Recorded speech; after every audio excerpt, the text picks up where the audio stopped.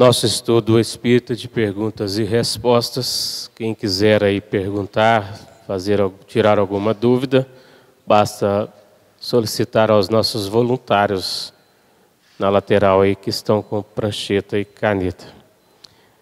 Se não for esclarecida hoje, devido ao tempo, fica para o próximo estudo. Convido então nosso amigo Márcio Torres, também a Shirley Milagre, que irão colaborar hoje com o estudo. Boa noite, bem-vindos. Boa noite, pessoal. Vocês estão com fome? Tá não, né? Boa noite. Aí, ó.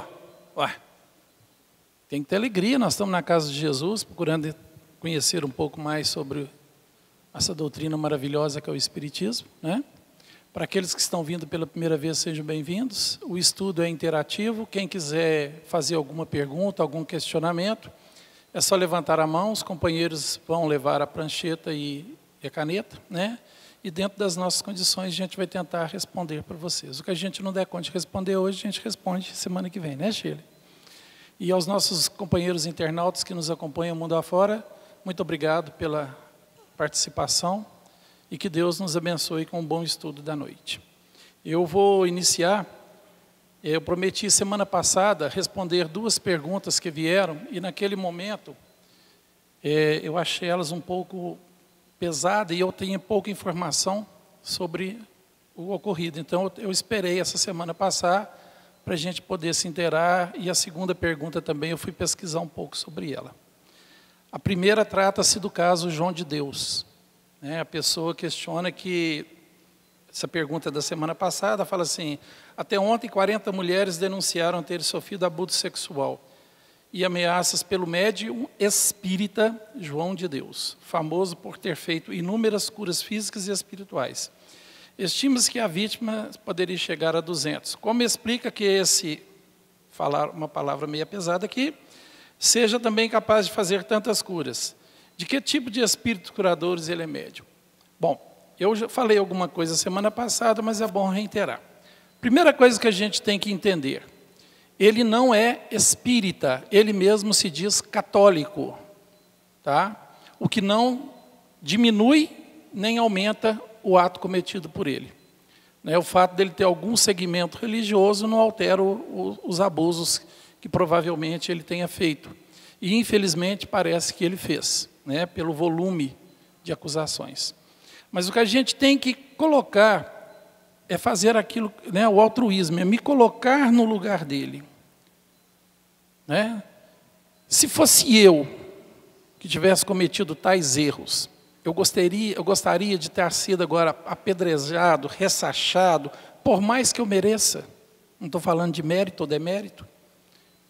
Eu gostaria. Vamos pensar, uma pessoa sã, consciência, uma pessoa sadia mentalmente, independente do cargo, do que faça ou das atitudes, faria um tal ato?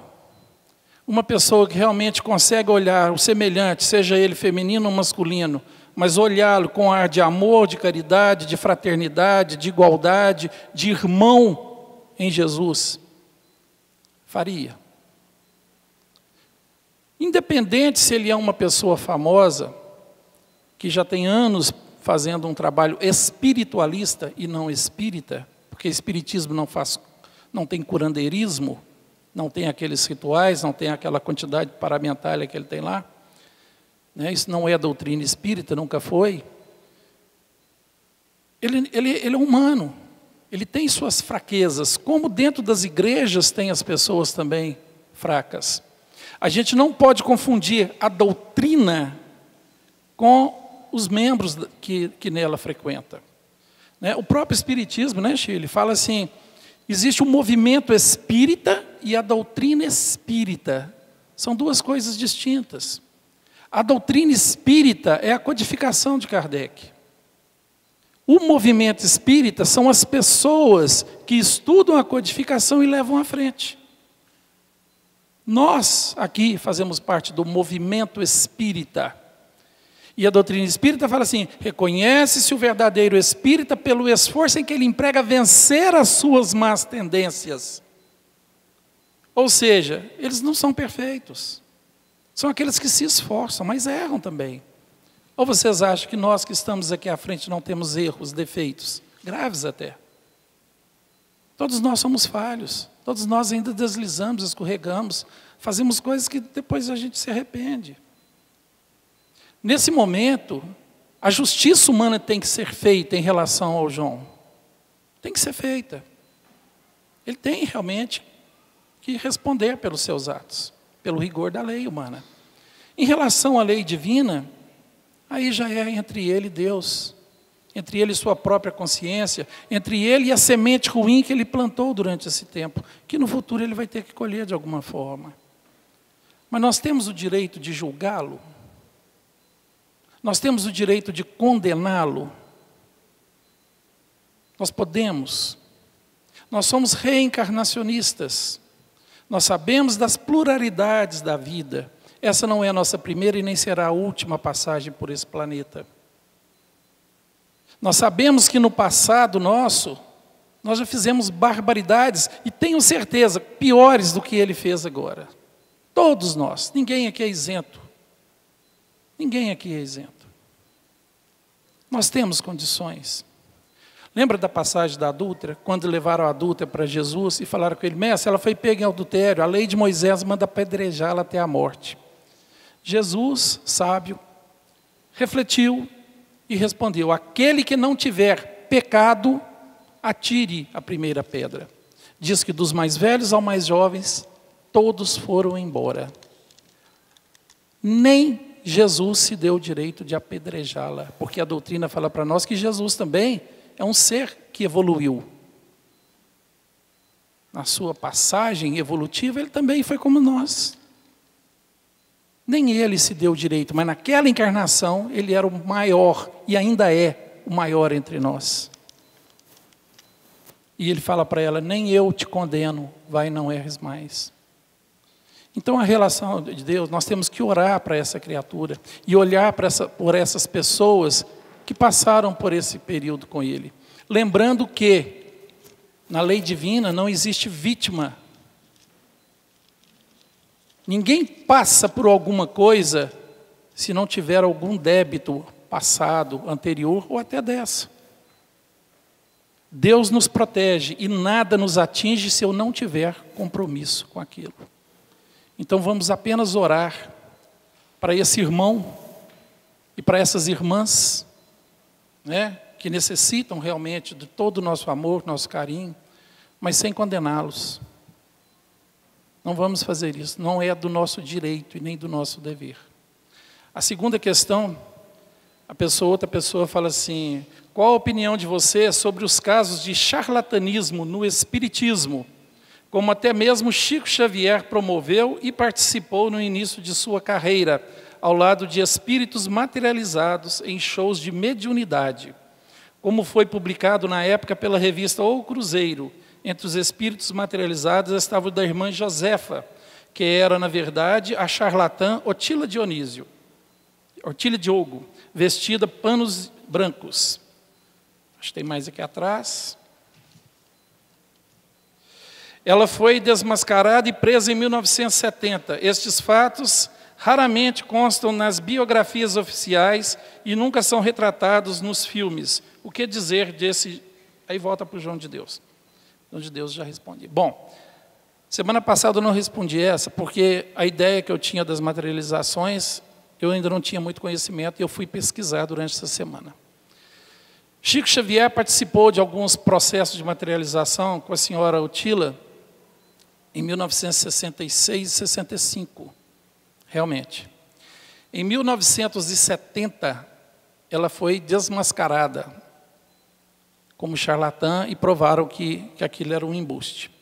Ela foi presa, respondeu, e ela afirmou que até 1966, 67, ela realmente tinha o dom da materialização e foi perdido depois. Isso é bem explicável. Hoje, na atualidade, tem um mosquitinho rondando aqui. Hoje, na atualidade, nós ainda temos bons médiuns que perdem a mediunidade ou perdem o contato com os bons amigos espirituais. Nós temos uma escritura famosa, que a maioria de todo mundo gosta de ler, que há uns 10, 15 anos atrás, o mentor dela simplesmente se foi. Porque ela passou a usar o dinheiro para si, dos livros que deveriam ser doados, como o Chico fez a vida inteira. Otila pode ter sido a mesma coisa. Naquele momento, o Chico também é um ser humano, sujeito também a ser passado para trás. Né? Um fato interessante que eu busquei nessas pesquisas foi que, após o escândalo do charlatanismo, isso deu um boom no Brasil para o levantamento da doutrina espírita, porque chamou a atenção do povo. Então, a procura de conhecimento e de buscar entender a doutrina espírita aumentou depois desse fato. Olha como a espiritualidade é sábia. Ela busca no escândalo uma oportunidade. Para quem aqui conhece a história da doutrina espírita, Allan Kardec, quando codificou a doutrina espírita e lançou o Livro dos Espíritos em 1857, ele não tinha a ideia de montar uma nova doutrina, uma nova religião. Não era esse o objetivo. O objetivo dele era dar bases à católica e ao protestantismo. Essa era a vontade dele. Voltar o ideal católico e protestante para o cristianismo primitivo de Jesus, para as bases que realmente o Cristo trouxe. Mas foi rejeitado. E praticamente estava esquecido. Até que o ato de Barcelona, na Espanha, onde o bispo mandou pegar todas as obras espíritas da Espanha e queimar em praça pública. Ele fez o maior favor para o movimento espírita, até hoje. Foi o maior favor que a igreja nos fez. Porque ao queimar os livros em praça pública, 99% das pessoas nunca tinham ouvido falar em doutrina espírita. Mas quando ele fez isso, todo mundo queria saber o conteúdo que estava naqueles livros. Então foi onde ela começou a crescer. E foi esse mesmo fato que começou a disseminar novamente e a crescer a doutrina espírita no Brasil, foi o fato da Otila. Então nada se perde. Ok? Então Chico não participou por charlatanismo nele. Inclusive me assustou muito a pesquisa, viu, Chico? Porque ao buscar na internet, o que a gente mais vê são críticas destrutivas, rechaçando mesmo a doutrina espírita, falando que a doutrina espírita é a doutrina de maior embuste, de maior engano que existe no mundo, que tudo é embuste, que tudo é falso, só para atrair adeptos, coisa que nós não queremos é atrair ninguém. A casa está aí para quem quiser entrar. Aqui não se faz proselitismo. Aqui não se pede ninguém para ficar. Eu, aqui nessa casa, já atendi 2 irmãs carmelitas. Numa terça-feira, parte da tarde. Vieram buscar auxílio. Foram embora, continuam irmãs. Quem já passou pelo acolhimento comigo aqui e é de outra doutrina ou de outra religião qualquer, sabe, eu sempre falo, não precisa virar espírita. Faça o seu tratamento, depois você escolhe o seu caminho. Não precisa, nós não fazemos isso. Não é nosso objetivo doutrinar ninguém. Nós estamos aqui para ensinar e oferecer um caminho. Segue quem quer. Tá? Então nós não fazemos isso. Isso que foi dito aqui não tem nada a ver com a doutrina espírita. Aconselho estudar, procurar e entender melhor. Porque quando a gente começa a entender realmente os fundamentos da doutrina espírita e suas bases, a gente vai entender e compreender e ter a certeza de o que a doutrina nos traz. Ela é a terceira revelação, o Consolador prometido pelo Cristo.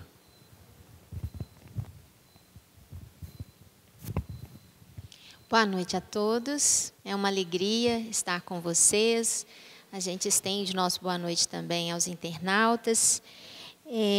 Tem 2 perguntas essa noite que se relacionam com o mesmo tema aqui abordado pelo Márcio. Acho que foi bem explicitado, mas eu gostaria de ressaltar 2 aspectos que eu acho importante que foram levantados nas perguntas. A primeira pergunta é: boa noite, quando um médium perde a conduta se aproveita da mediunidade para cometer abusos, a espiritualidade deixa de auxiliar esse médium? É a primeira pergunta. Segunda pergunta. No caso do médium, João de Deus, se ficar mesmo comprovado todas as acusações, por que a espiritualidade permitiu que ele agisse por todos esses anos, né? Tem alguns aspectos importantes que a gente tem que lembrar, que na questão das curas espirituais, não envolve apenas a capacidade mediúnica do médium. A cura espiritual, ela vem, o primeiro ponto para uma cura acontecer, vem da necessidade ou do merecimento de quem está buscando. Então, o primeiro ponto, se a criatura que vai buscar sua cura estiver necessitada por mais tempo de sofrimento da doença para aprender um aspecto da virtude que ela não aprendeu, nem Jesus Cristo iria curar, porque é da lei divina. Jesus veio à Terra e ele curou todo mundo? Não curou todo mundo. Então, vem o aspecto individual da criatura que procura, que busca a cura. Primeiro, se é pertinente ao seu quadro evolutivo, e segundo, se ela é merecedora. Tá certo? E esse é o primeiro aspecto. O segundo aspecto que eu gostaria de lembrar é que a capacidade mediúnica, ela é uma condição que independe, muitas vezes, da moralidade, em alguns aspectos. A capacidade mediúnica é um dom, uma capacidade, uma habilidade diferenciada que a criatura, ao reencarnar, ela traz no seu perispírito. Tá certo? Então, o médium de efeito físico, ele tem ele reúne, né, um poder de transmitir uma energia, de utilizar dessa energia, que se chama ectoplasma, para efetuar algum tipo de alteração orgânica, no sentido de recuperação. Mas essa energia, ela pode ser conduzida com outras finalidades. Assim como a gente tem a energia atômica, que ilumina uma cidade inteira, nós temos a energia atômica que destrói uma cidade inteira. Então, o como conduzir, o como foi conduzido aquela habilidade que o médium tem, vai determinar também a responsabilidade que ele tem sobre tudo que deriva do exercício daquela habilidade. Então, o nosso irmão João de Deus é uma criatura extremamente compromissada com a lei divina e trouxe no seu perispírito essa habilidade a mais que muitos de nós não temos, que a gente chama de mediunidade de efeito físico, ou mediunidade de cura, né? O que ele faz com a mediunidade é responsabilidade dele. Evidentemente que perante as leis do Criador, ele responde diante da sua consciência o bom uso ou o mau uso que ele fez. E evidentemente que quando ele utiliza dessa mediunidade para adquirir alguns privilégios, algumas prerrogativas, e até mesmo para praticar algum delito, ele se sintoniza com a comunidade espiritual que também pensa da mesma forma. Evidentemente que uma criatura com capacidade mediúnica, ser médium não significa ser espírita. Nós temos inúmeros médiuns em outras filosofias. Isto é um outro sentido, é uma outra capacidade que o indivíduo traz. E não depende de religião, né? Então, ele trazendo essa capacidade, ele poderia facilitar muito o trabalho da espiritualidade em favor daquele que está buscando. Assim como ele poderia servir a espiritualidade inferior, dependendo da sua sintonia, e muitas vezes deixar de levar o lenitivo para a dor a que ele se propunha. Evidentemente que qualquer criatura que exercita a mediunidade, que primeiro envolve algum tipo de ambição, que haja algum tipo de ganho financeiro em cima disso, né? Qualquer criatura que se utiliza da mediunidade para alcançar outras necessidades que a criatura tem, que não é o bem, ele está muitas vezes mal assessorado por uma espiritualidade que não é afinizada com o bem legítimo. Mas mesmo o médico,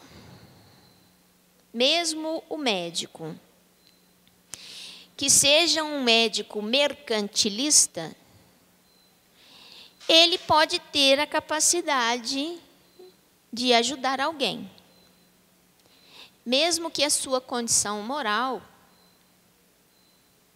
não seja tão favorável.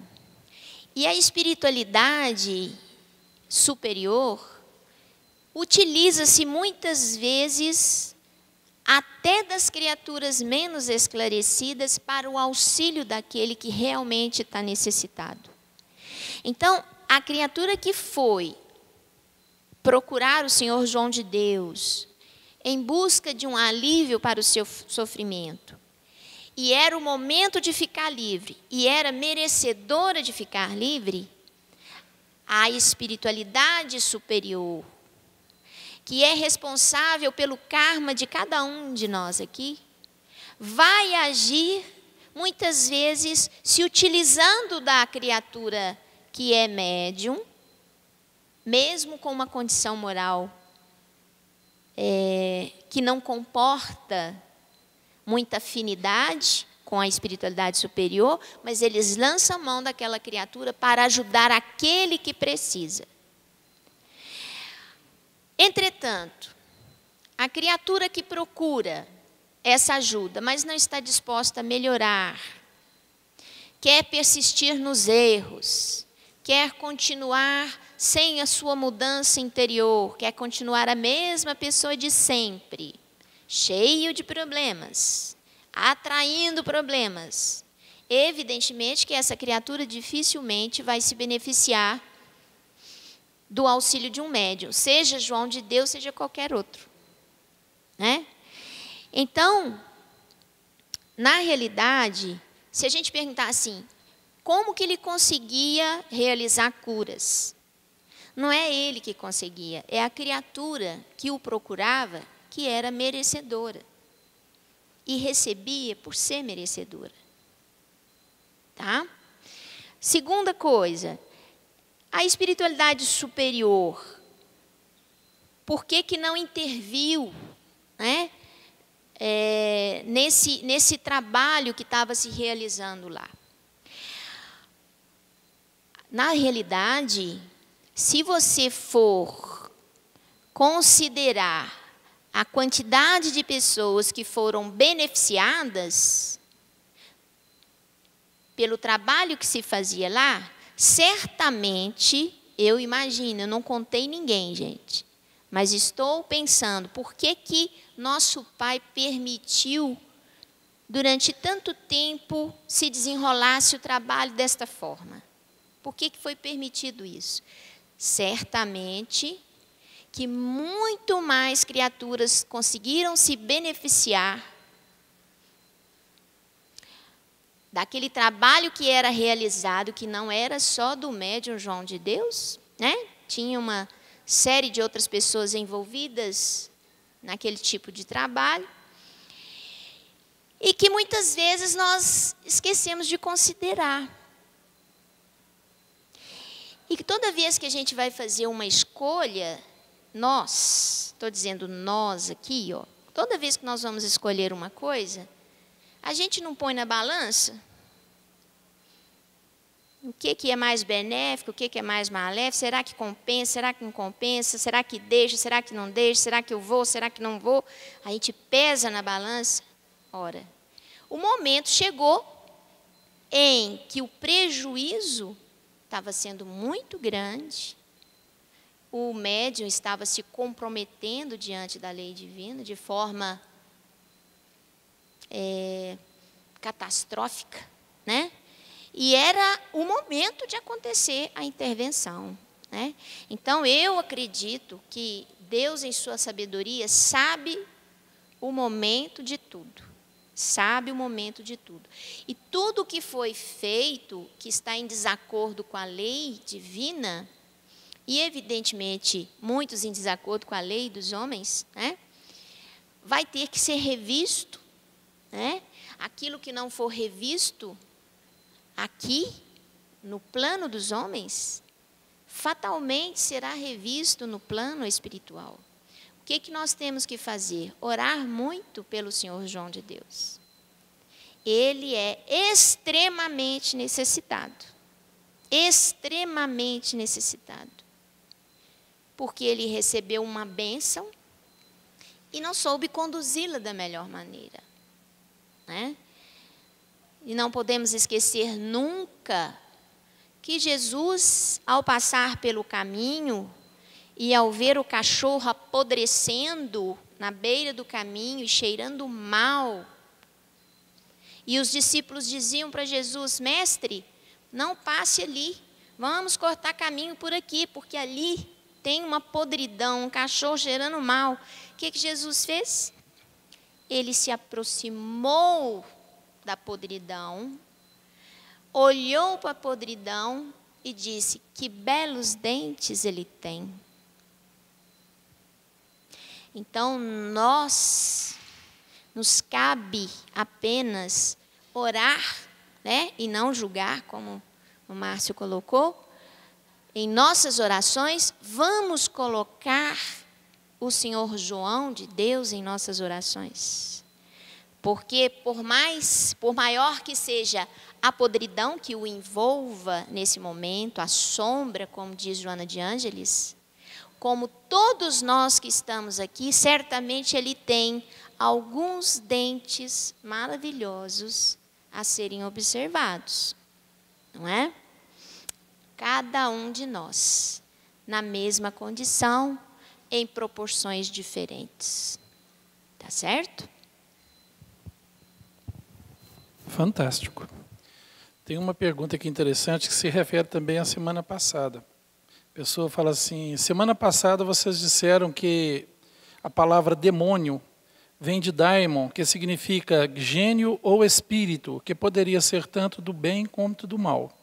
Mas Jesus diversas vezes falava sobre Satanás, Satã. Explique. Muito bom.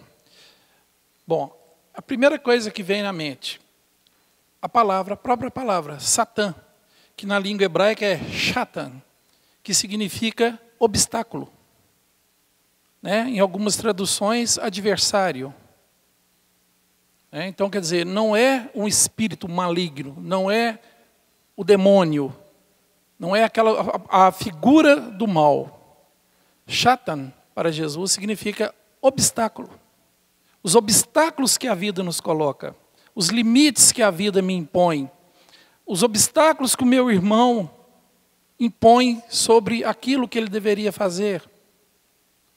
E para usar a palavra, ele falava Shatan, Satã.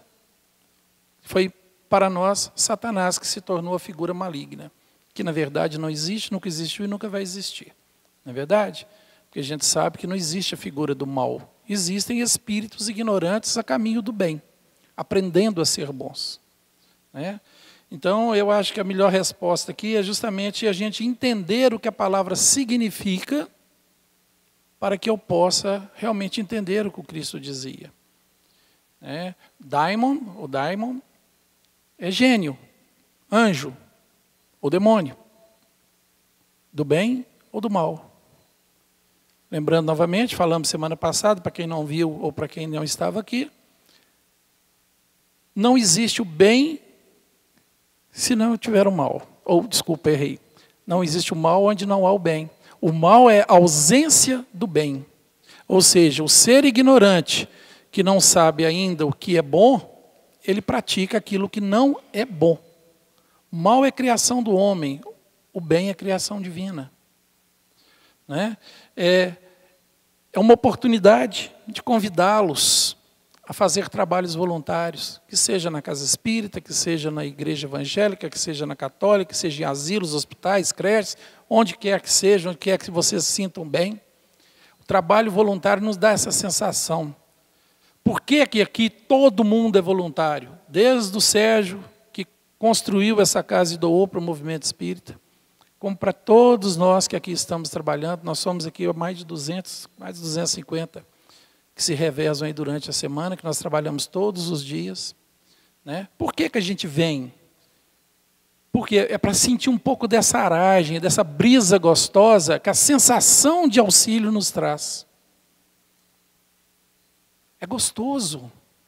Só quem realmente faz alguma coisa para o outro, sem esperar nada em troca, simplesmente para que o outro possa sentir o alívio que eu também sinto, sabe o que eu estou dizendo. Vale a pena. E eu sei que cada voluntário, eu estou olhando aqui, estou vendo muitos, sente o mesmo que eu sinto quando vem para cá. Prazer de sentir essa vibração gostosa que o auxílio ao próximo traz para a gente. Então, seria essa a minha resposta. Vai lá, Sheila. Bom, tem duas perguntas aqui que tratam do mesmo assunto, vou agrupá-las, se me permitem. Em quais partes da Bíblia falam de reencarnação? Meu pai desencarnou há 11 anos. Na época, um dos netos sofreu muito, entrou em depressão, parecia ter uma ligação de almas com o avô. Hoje, ele se casou, tem um filho de 6 meses, que nasceu com traços do avô. O filho dele pode ser a reencarnação do avô?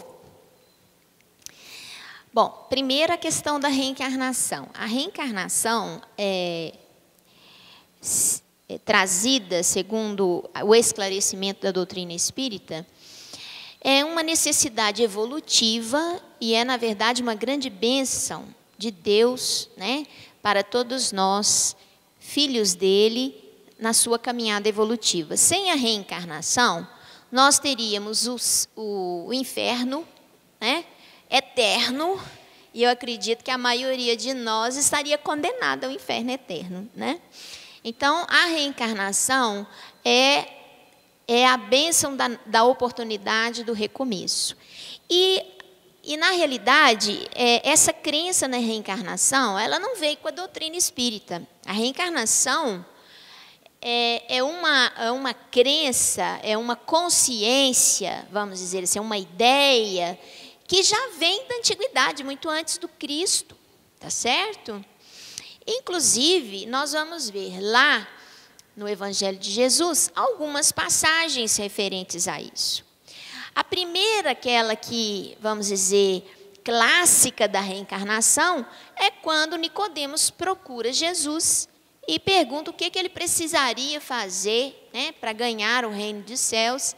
E Jesus disse a ele: é preciso que você nasça outra vez. Eu não vou falar igualzinho está na Bíblia não, tá, gente? Que eu não dou conta de decorar. Mas é preciso que você nasça novamente, que você volte para o ventre da sua mãe. E ele ainda insiste: mas como eu sendo velho, vou voltar para o ventre da minha mãe, para a barriga da minha mãe, né? E aí ele diz: quem não renascer da água e do Espírito não pode ver o reino dos céus. Água, no sentido que a matéria nossa, o nosso corpo físico, ele tem 70% de água e 30% de outras substâncias, proteínas, minerais, né? Lipídios, mas 70% do nosso corpo é água. Quando você é cremado, sobra um potinho de pozinho de você, né? Então é água que evapora. Então, Jesus já dizia, e uma passagem muito interessante, quando eles se referem a Elias e pergunta para Jesus, né? Será que você é o Elias que tinha que vir? Né? Alguém está falando que você é Elias que tinha que vir.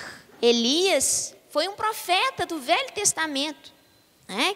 que tinha vivido há muitos anos antes de Jesus. Né?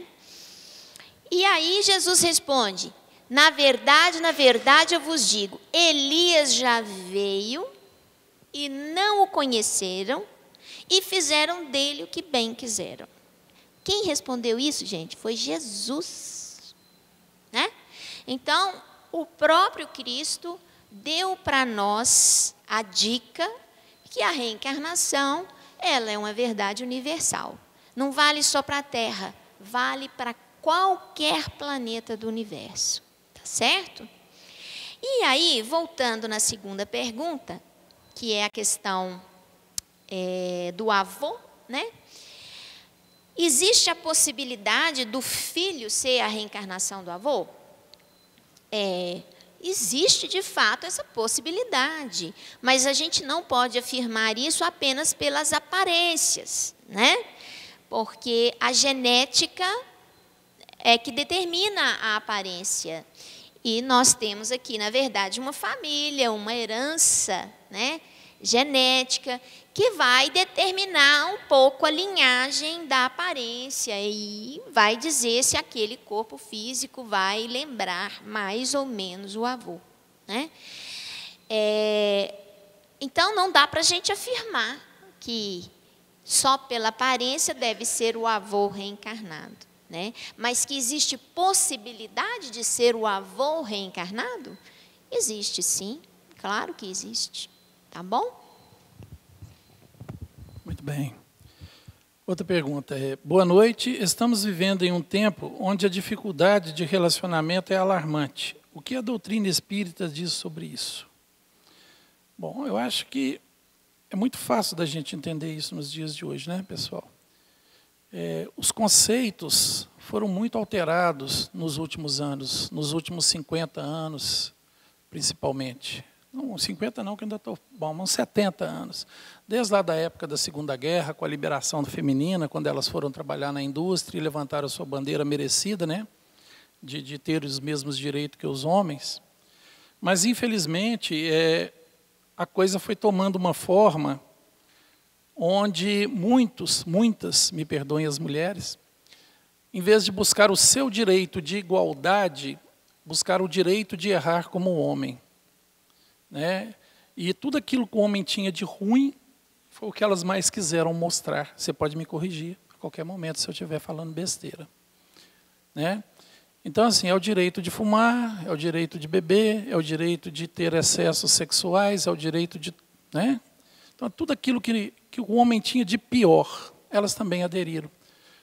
Elas não lutaram apenas para o direito ao trabalho, à liberdade, ao direito a fazer as suas próprias escolhas, né? Sair da dependência do pai, porque naquela época ainda o pai e a mãe praticamente ainda decidiam com quem ia casar, porque ia casar. E depois, nos anos 70, na época lá dos movimentos hippies, né? As drogas começaram a entrar no meio e as coisas foram desandando. E hoje o que a gente vê é mãe incentivando filhas a procurar o cara rico, as moças procurando as aparências físicas, todo mundo voltado à estética corporal, que tudo tem data de validade, mas a gente acha que é eterno. Né? Preocupado com status, preocupado com carros, com passeios, com viagens, e a família está afundando. Casamentos que duram 2 anos, 6 meses, 1 ano, 5 anos. Nos primeiros problemas já são dissolvidos, porque já não há mais diálogo, já não há mais paciência, já não há cumplicidade. Né? Então, as coisas começaram a decair. Os homens buscando apenas as mulheres de maiores belezas, as mulheres procurando os homens de maiores riquezas, a venda de si mesmo. E eu acho que isso tudo trouxe aí uma nuvem negra em cima dos relacionamentos. As famílias já não têm mais aquela estrutura que tinha antigamente. Nós vimos aí agora recentemente a tentativa de implantar aí a ideologia de gêneros, né? Tirando o direito, porque isso, na opinião minha, é tirar o direito da criança de ser o que ela é. Não é dar ao direito da criança escolher o que ela quer. Porque se a gente for olhar bem profundo, a escolha da sexualidade, ela acontece praticamente, na maior parte, na puberdade, não na infância. Não é? A gente não pode querer criar problema onde ainda não há.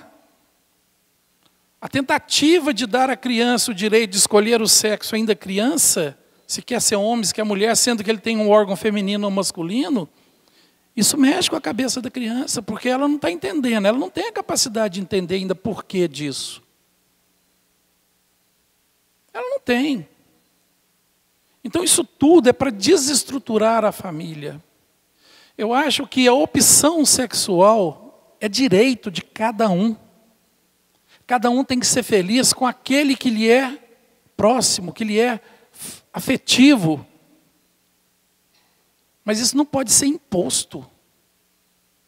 Isso não pode ser imposto. Tem que ser uma coisa natural, tem que ser um desenvolvimento natural. Cada um escolhe o que quer para a sua vida e tem o direito e a liberdade de fazer isso. Mas nós não podemos querer complicar as coisas. Deixa acontecer como sempre aconteceu. O importante é nós olharmos para o outro, independente se é homem, se é mulher, se é hétero, ou se é homo, ou se é bi. Agora tem tantos que a gente já até perde, né? São tantas. É com respeito, é ver nele o meu irmão de caminhada. É ver nele o meu semelhante, aquele que está aqui pelo mesmo motivo que eu estou. Ninguém é diferente de ninguém. Nós somos todos iguais. O corpo físico é só um veículo carnal, onde ora eu estou para que eu possa estar matriculado nessa escola chamada Planeta Terra. Não é a aparência, não é o status, não é a condição que a pessoa se encontra que faz nela boa ou ruim. Quantas pessoas podem não ter uma boa aparência e são pessoas deliciosas?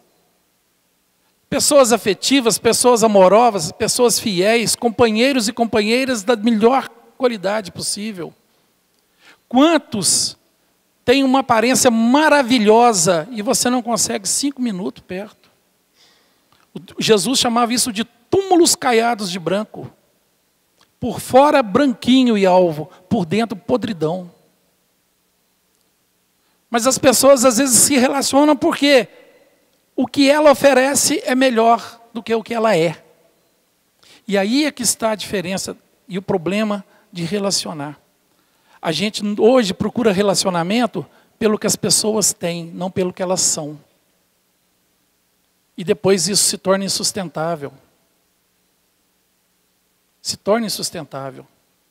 Porque eu vou ter que conviver. Eu vou ter que dormir. Eu vou ter que morar. Eu vou ter que almoçar todo dia. Eu vou ter que estar com essa pessoa toda hora. E por mais conforto que ela possa me oferecer, por mais coisas materiais que essa pessoa possa me dar, eu não vou estar feliz. Eu não vou estar feliz. Hoje eu estava até ouvindo um depoimento, de uma palestra do Divaldo Franco. Eu gosto muito de ouvir estudos na internet. Divaldo está contando a história de uma mulher que juntou muitas coisas, ao longo da sua vida, tal. Tinha milhões, joias guardadas, tal. E ela descobriu que ela tinha um câncer e não tinha cura. Ela vira para a filha e fala assim: eu daria tudo o que eu tenho para ter saúde. Para ter saúde. E ele conta também um outro caso de uma senhora também que descobriu que estava com câncer e o médico deu a ela 6 meses de vida. Aí ela foi para casa e pensou assim: o que eu vou fazer nesses 6 meses? Eu me tranco num quarto? Eu suicido para não ter que passar pelo problema e a dor?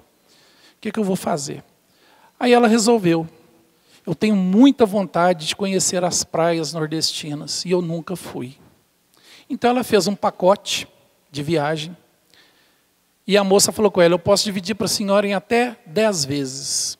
Ela falou assim, ótimo, 6 eu sei que eu pago. E foi. Passeou nas praias, divertiu, e ali ela foi vivendo cada mês, fazendo tudo aquilo que ela sempre teve vontade e não conseguiu. Passou 6 meses, 1 ano, 1 ano e meio, 2 anos. E a mulher ainda estava viva, e divertindo, aproveitando. Falou, opa, o médico errou. Resolveu ir no médico. O médico fez novos exames e falou com ela assim, a senhora não tem nada, a senhora está curada. Aí ela pergunta para o médico, o que será que aconteceu? O médico responde para ela, vai ver, o câncer gostou da nova vida que a senhora está levando. Gente, nós temos que ser felizes. Nós estamos aqui para lutar, para aprender, para desenvolver. Ninguém veio aqui a passeio, ninguém veio aqui para ter tudo o que a matéria oferece.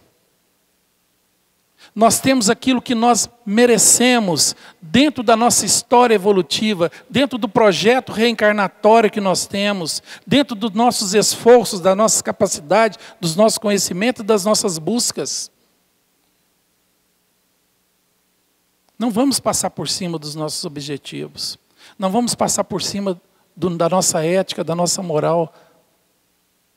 Vamos procurar aquilo que me faz sorrir, aquilo que me faz bem, aquilo que me faz querer estar com ele ou com ela de novo. Porque é assim que a gente vai se relacionar. É assim que eu vou poder, na hora que receber aqueles seres que Deus me confiou, para que voltem a reencarnar dentro da minha família, eu poder dar bons exemplos de uma família estruturada, de uma família amiga, de uma família respeitosa. Nós precisamos disso. Acabou. Eu agradeço a todos.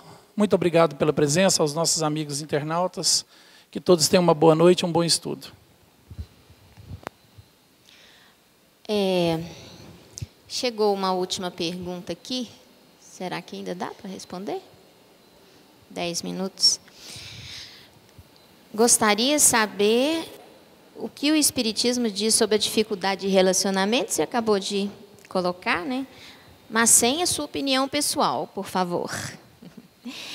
Bom, o que o Espiritismo diz sobre a dificuldade de relacionamento é o seguinte: nós saberemos nos relacionarmos com o outro quando nós estivermos com o Evangelho de Jesus no coração, quando nós conseguirmos o amar ao outro como a si mesmo, né?